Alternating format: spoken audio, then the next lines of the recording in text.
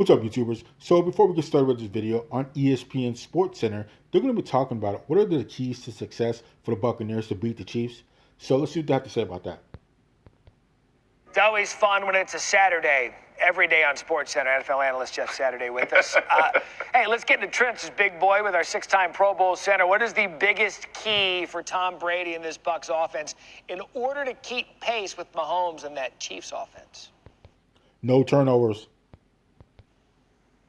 You got to keep them protected. Listen, since their bye week, week 13, this team has been a completely different offense, and they're averaging well over 30 points offensively by doing it. But it all starts on protecting Tom Brady. You have got to keep the pocket clean. And you think about Chris Jones, the pressure that Kansas City wants to bring in. At the end of the day, you keep Tom Brady clean, he's going to make you pay. Tom Moore, who's still on the staff with the Tampa Bay Buccaneers, was my offensive coordinator. He used to tell us all the time, all the routes, all the things that you drop, you can take them and put them in the trash. If you can't protect it, it means absolutely nothing. So, got to protect. Exactly. Shout out to all the offensive linemen out there.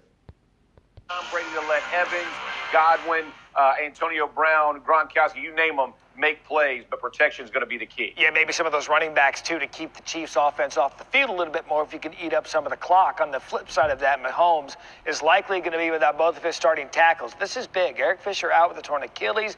Mitchell Schwartz likely on the right side because of a back injury that he suffered in Week 6. So when you look at all of this, these are both your protectors Saturday. How big of an impact is this going to have?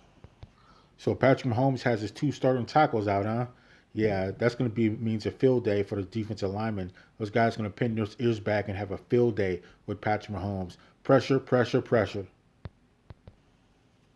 This is the matchup of the Super Bowl. I mean, if Tampa Bay wants to have a chance to compete, they're going to have to put pressure on Patrick Mahomes. And when you saw Eric Fisher go down in the game last weekend, you knew that significantly hinders their chance to repeat. Why am I saying that?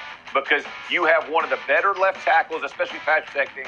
Patrick Mahomes likes his style, the way he does it. But more importantly, you are allowing the pressure of the pocket to compress.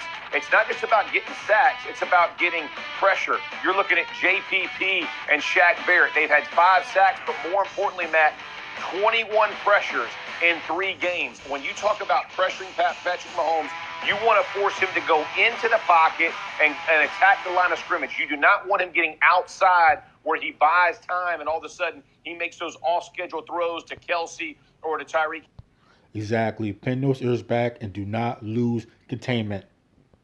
And they're scoring. You want him to go vertical or White and David, your 2 linebackers, can come downhill and tattoo him every chance they get. Because, listen, he gets outside the pocket, he's a difference maker. You force him inside because the pressure from your outside, you can make him more human than hero. It's, even though you're still going to give up points, at least you can limit it somewhat. You're going to give up points. You're going to get in his head a little bit, create a little chaos in the pocket.